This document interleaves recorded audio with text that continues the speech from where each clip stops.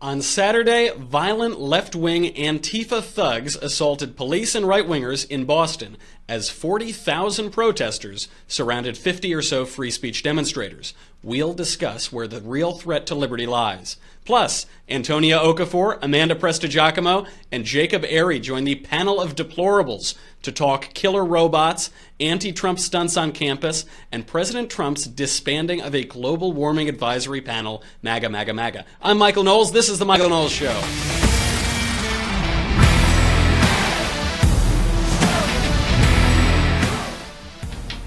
So today is an all-violence show. We're going to be talking about Antifa. We've got Antonia Okafor, sharpshooter extraordinaire.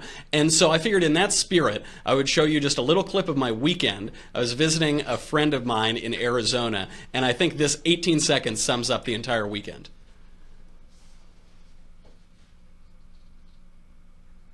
Do we have the clip?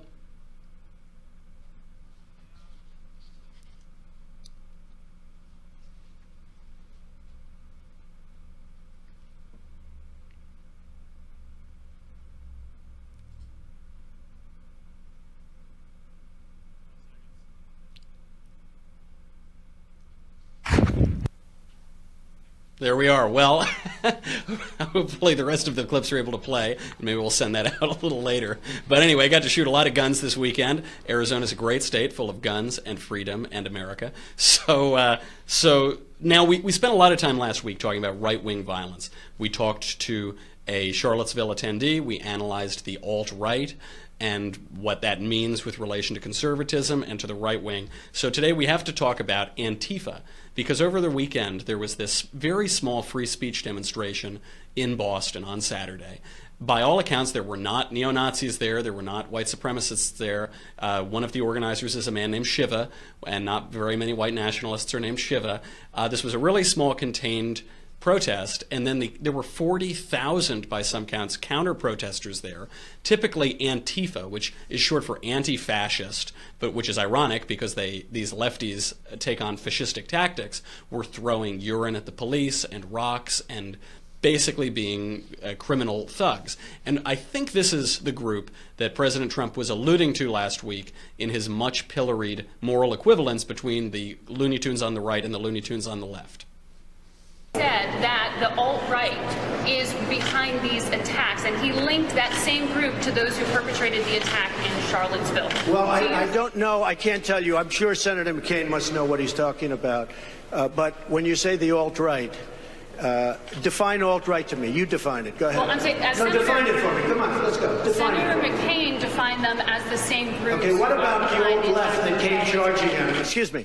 What about the alt-left that came charging at the, as you say, the alt-right? Do they have any semblance of guilt? Now, I see why President Trump used this term, the alt-left. It's because he speaks in very graphic, very visual terms, and he wants to draw a comparison between these violent people on the right, the handful of violent people that we saw in Charlottesville, and between these violent people that we see on the left at every single event, at Berkeley, at a Milo Yiannopoulos speech, at an Ann Coulter speech. I've been with Ben Shapiro at CSULA when Antifa people are beating people up and not letting attendees go into the auditorium. So he wants to draw this comparison, and so he's using the same word, alt-right and alt-left. But as a concept, it doesn't really make sense, because on the right, when we say there's the alt-right, we're saying it's an alternative to mainstream conservatism. Traditionally, there are a lot of groups that fall under the right. There are libertarians, there's the religious right, there are the neoconservatives, there are the traditionalist conservatives and the paleocons, and I guess these 50 or 60 lunatic Nazis would identify themselves on the right as well. But on the left, especially recently, it's basically monolithic. So there used to be the progressives and the blue dogs, the more conservative Democrats, the more conservative lefties. Those blue dogs have been run out of town. So we're just talking about different extremes of progressivism. And so I don't know that it makes a lot of sense to call it an alternative. It just seems to give the lefties, who are willing to use violence to suppress speech, an out by saying, oh, that's not us, that's the alternative that President Trump is acknowledging. And no less than Peter Beinart, the left-wing commentator, and the New York Times admit this as much. New York Times reporter at Charlottesville said, quote, "The hard left seemed as hate-filled as the alt-right." Notice she said the hard left, not the alt-left, not something different, but just the logical extreme of the left, seemed as hate-filled as the alt-right. I saw club-wielding Antifa beating white nationalists being let out of the park. Peter Beinart, clocks are right, broken clocks are right 2 times a day, said in a recent Atlantic piece on left-wing violence, quote, "Antifa's violent tactics have elicited substantial support from the mainstream left. In the Trump era, the violent leftist movement is growing like never before. From Middlebury to Berkeley to Portland, the use of violence to deny Trump supporters their political rights is on the rise, especially among young people." And among other left-wing organizations, this is being heralded, and they're really being cheerleaders. The leftist magazine The Nation argued, to call Trump fascist is to realize that it is not well combated or contained by standard liberal appeals to reason, which is why the radical left offers, quote, "practical and serious responses in this political moment." The Nation all but effectively endorsing violence at these rallies. They said that the Antifa attack on white nationalist Richard Spencer was kinetic beauty. Slate ran an approving article which would play a little music as Richard Spencer was being punched in the head. And the Obama speechwriter John Favreau said, quote, "I don't care how many different songs you set Richard Spencer being punched to, I'll laugh at every one." But now, nobody supports Nazis. There are so few of these people. Meanwhile, the left owns the culture. CNN ran an article. They've had to change the headline over the weekend. They ran an article with the headline, quote, "Unmasking the leftist Antifa movement, activists seek peace through violence." Well, I guess that excuses it, doesn't it? They're just seeking peace through violence. Absurd Orwellian newspeak. But, of course, the mainstream left is trying to cover for these guys. Now, Antifa, it refers to anti-fascist. It comes from these European groups in the 20s and 30s that were Reds that would fight fascists in the street. It came to, back then, by the way, it organized around the principle of triple oppression. So racism, classism, and sexism were the 3 organizing principles. We see this same concept today on the mainstream left, which is called intersectionality, the idea that different groups are being oppressed for different reasons, and they all need to unite together or to fight the man or to fight the establishment. It came to the U.S. in the 90s with a bunch of kids who liked punk music, basically, and they were anarchists or communists or what have you. They wear masks because they're cowards. They don't want their names and identities to be revealed.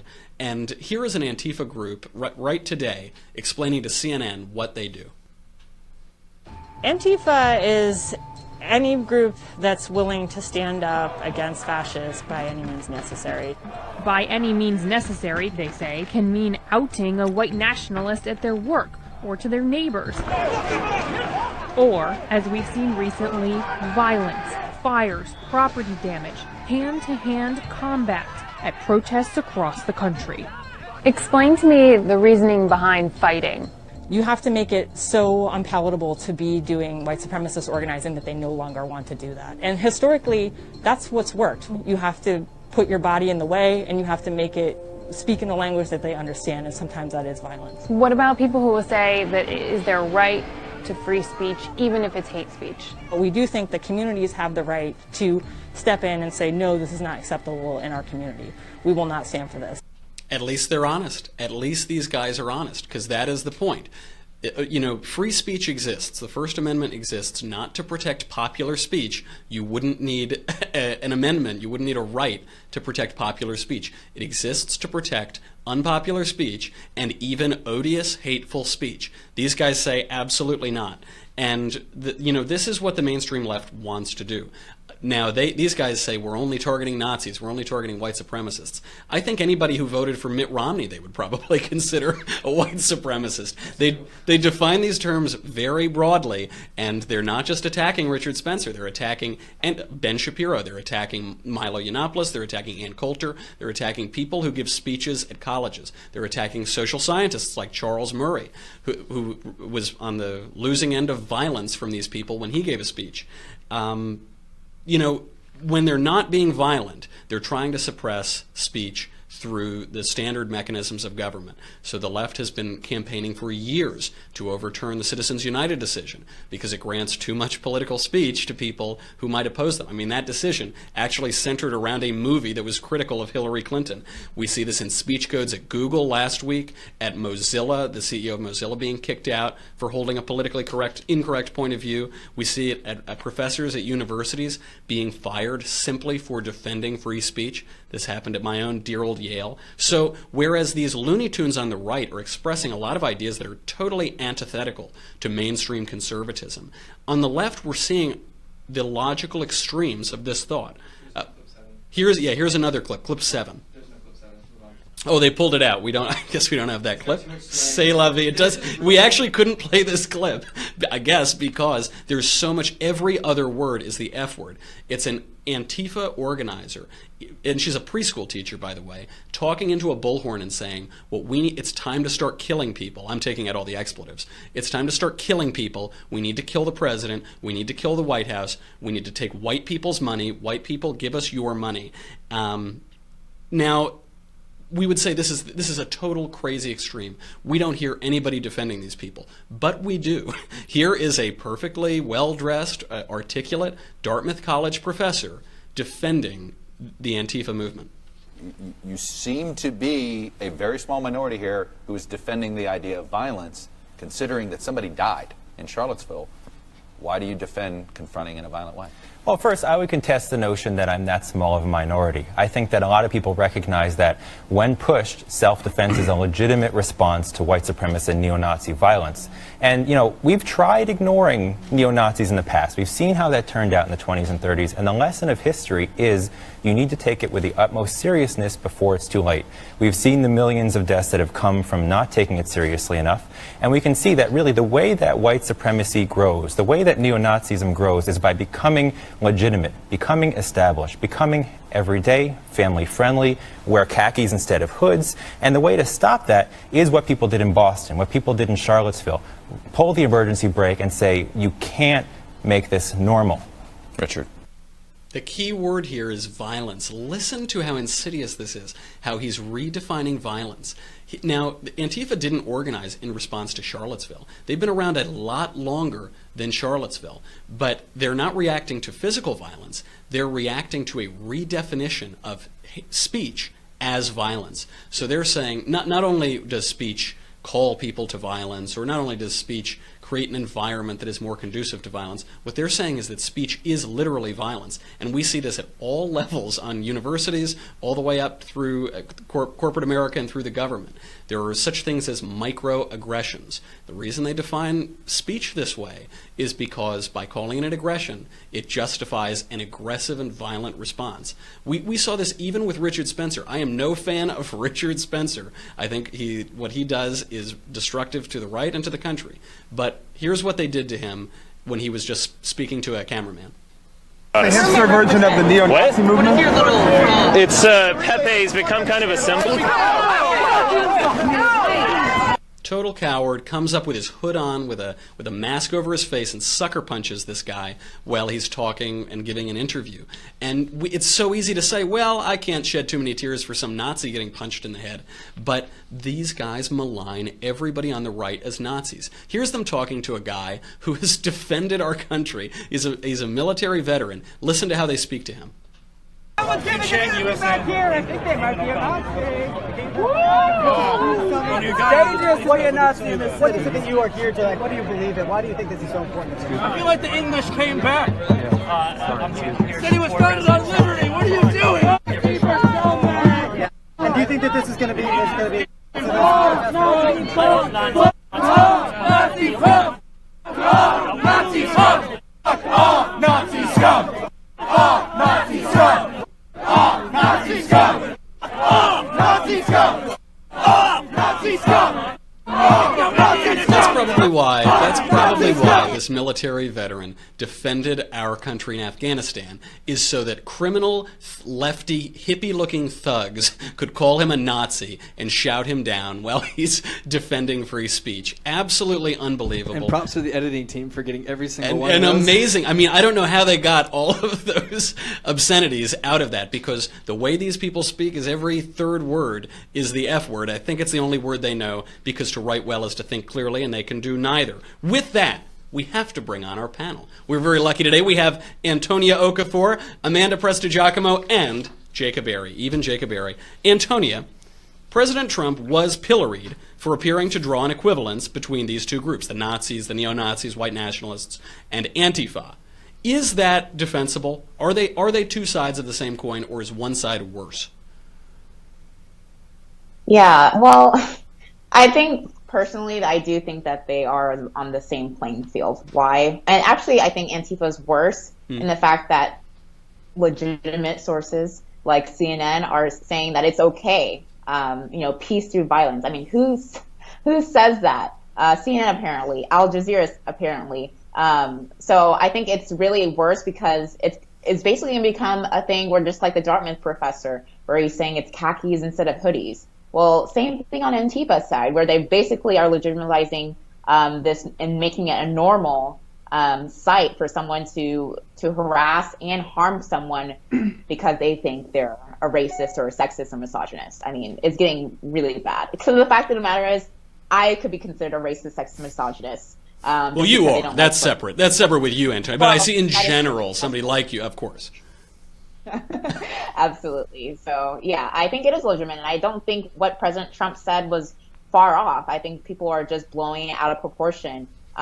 People were hurt on both sides. If people want to see violence, look at UC Berkeley and what happened there. I mean, and those weren't even white supremacists there who were hurt from Antifa. So, yeah, it's absolutely insane. And at Berkeley, we saw people setting things on fire, breaking windows, hurling water bottles full of urine, throwing rocks, macing people. We saw, and you're right. I don't know anybody who was defending these Nazis in Charlottesville or these white supremacists.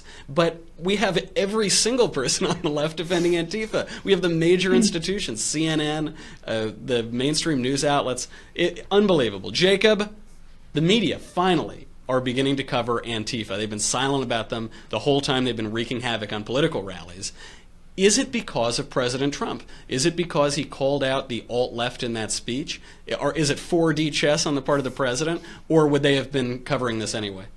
No, I think, because you saw whenever they were assaulting speakers at college campuses, at radio silence from the mainstream media. I think it is. Sorry, I can't hear Jacob. It is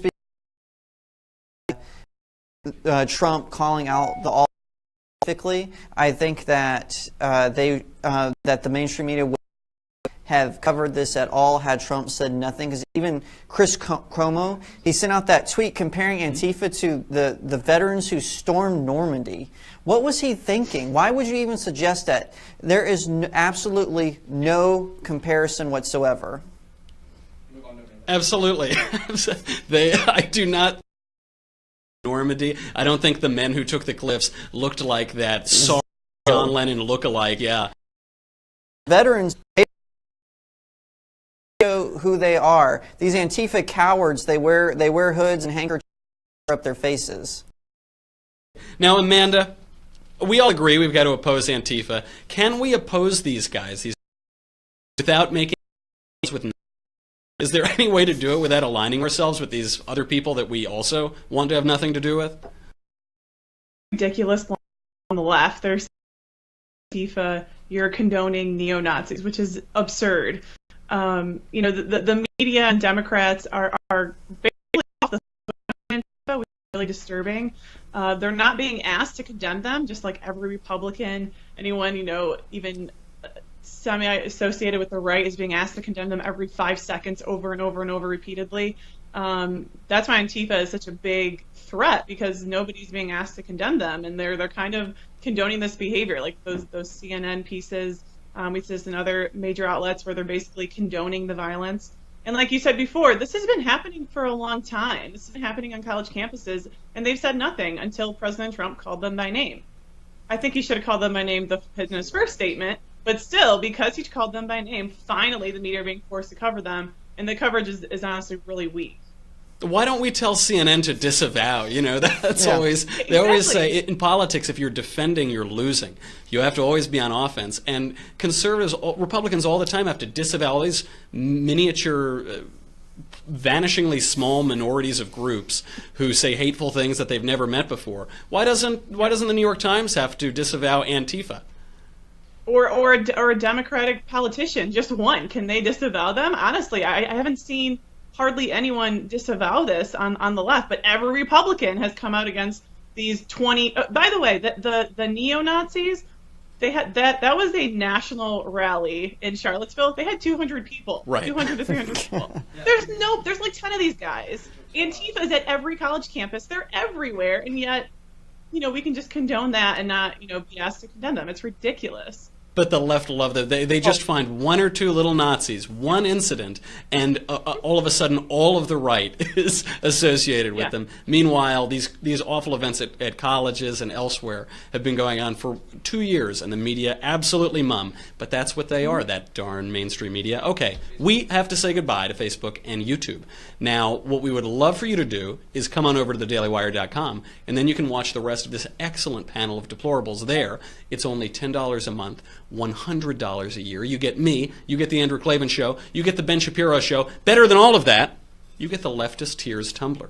This Leftist Tears Tumbler, it is the greatest tumbler I've ever owned, because just regular old tumblers or regular old mugs, they don't keep my leftist tears chilled and delicious. But this will keep your leftist tears hot or cold, always salty. So go over right now, dailywire.com. We'll be right back.